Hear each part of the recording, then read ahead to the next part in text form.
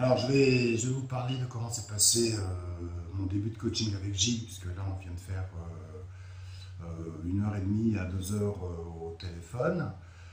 Rappelons déjà l'environnement. Donc, je suis artiste depuis toujours, professionnel depuis 2005. Donc, ça fait maintenant 7 ans, 7 8 ans. Donc, c'est, on va dire, l'âge de raison. Et la question qui se pose, elle est plutôt là, en fait, parce que j'ai eu un début de carrière, j'ai eu des expositions, des choses, euh, disons, plutôt encourageantes dans mon évolution, mais d'un autre côté aussi, j'ai peut-être été, à force, pollué, parce que on a toujours forcément on est dans un milieu d'artistes contemporains et j'essaye de résister à rentrer dans cet académisme qu'est l'art contemporain aujourd'hui.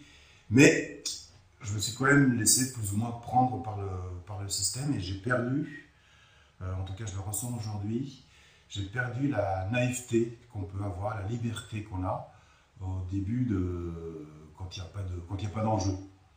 Et Gilles m'a très clairement et très justement rappelé euh, que, que l'art contemporain, c'est un dernier espace de liberté. Si on n'en profite pas, c'est qu'on gâche. Donc, pendant 1 heure et demie, on a fait un peu le tour,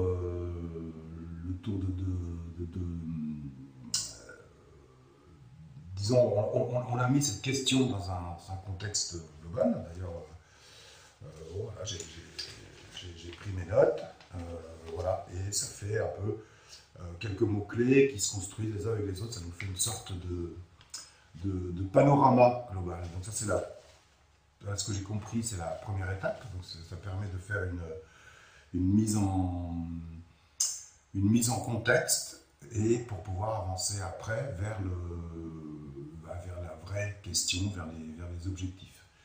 Alors, Gilles, je le connais depuis longtemps. Pendant longtemps, je me suis demandé qu'est-ce qu'il faisait. Bon, là, je vois qu'il a une activité de coach. Et c'est coach, alors, ce qui m'a séduit dans sa démarche, c'est que c'est coach dans le sens sportif. C'est-à-dire qu'il y a effectivement une partie théorie, hein, normale, comment on se positionne sur le terrain, quel match on doit gagner, quel score on doit faire.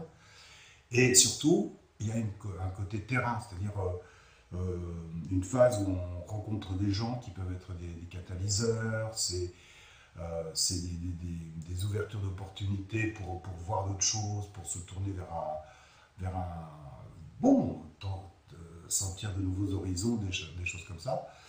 Et, et voilà, c'est les étapes d'après, mais que j'attends avec impatience, parce que j'aime bien le terrain. Même si je suis en train de me rendre compte que la théorie est importante. Quand je dis quand je dis coach sportif, c'est aussi parce que Gilles, il n'est pas psychothérapeute, il n'est pas encore moins psychologue ni psychiatre, évidemment. Il est opérationnel. C'est-à-dire qu'il ne cherche pas à comprendre le pourquoi du comment, il cherche, ok, j'ai cette question, allons vers la solution. Enfin, en tout cas, c'est comme ça que je l'ai perçu. Voilà. En tout cas, c'est le retour que je peux vous faire de cette premier entretien avec Gilles.